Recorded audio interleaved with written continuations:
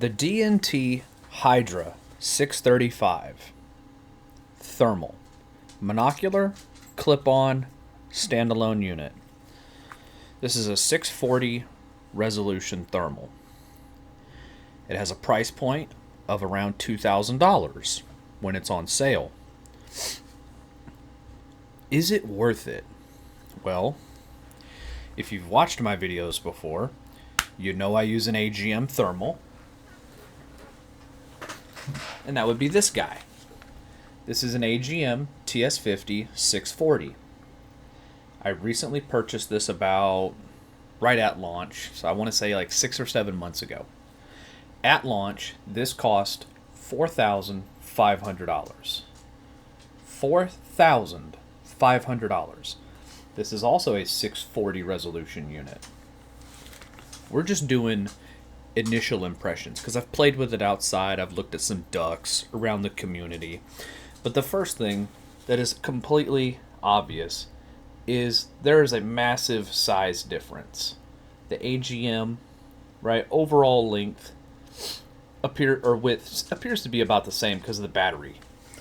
But this thing, the D&T, it is smaller by a good bit, and it is lighter by a good bit. Right? Now, this has a 50 millimeter lens. This has a 35. Right? So what's the difference? Well, the 50 is usually going to have a higher native zoom, and it does. This is a 2.5 native zoom. This is a 1.5 native zoom. So things further away are going to be more clear on the AGM, right? It just has a higher native zoom right out of the get-go. But this 35 having a lower native zoom is going to give you better field of view, more area in your picture, which means it's going to be a better scanner. So if you're looking over big areas, this is what you want. If you're just staring at a feeder really far away, this is better suited for that. But these are both 640 resolution, and one costs twice as much as the other. So is it worth it? Well, now that this exists, this doesn't make a whole lot of sense for me. They both have onboard mics, onboard recording.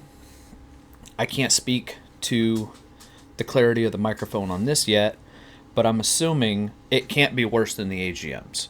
The AGMs is absolute trash. The microphone is horrible. They both have external power, right, for running off battery packs. They've both got, full software suites, the menus, all that stuff. We're just talking initial impressions. This should have a 4-hour battery life. That has its own proprietary battery packs that give it about a 9 to 10 hour battery life. They say 12. I've never gotten 12 out of it.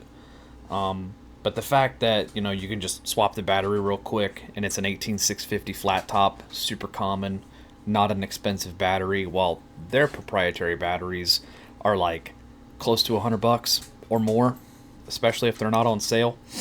So yeah, my immediate impressions of the D&T Hydra 635, and having not shot it yet, and having seen that other people are having no issues holding zero, there's not like, I've played with it, there's nothing I can see that's wrong with it, so it's not a lemon as far as I can tell.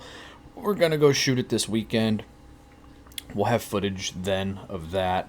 Just an initial impression video. $2,000 for this. If you've been waiting around to buy a thermal, and you're just like, they're too expensive, I'm sorry, this is too good to not buy at a $2,000 price point. You're insane.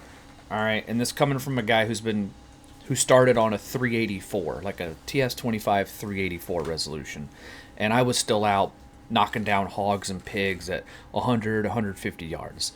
With this unit, you should be able to hit coyotes at 300 yards. If you can't, it's you. It's not the scope. Like, this thing is a phenomenal value at $2,000, just from what I've seen so far. We will update. We're gonna do follow-up videos to this weekend. So, like, subscribe, whatever, you know, all that YouTube bull crap. We'll be back with footage.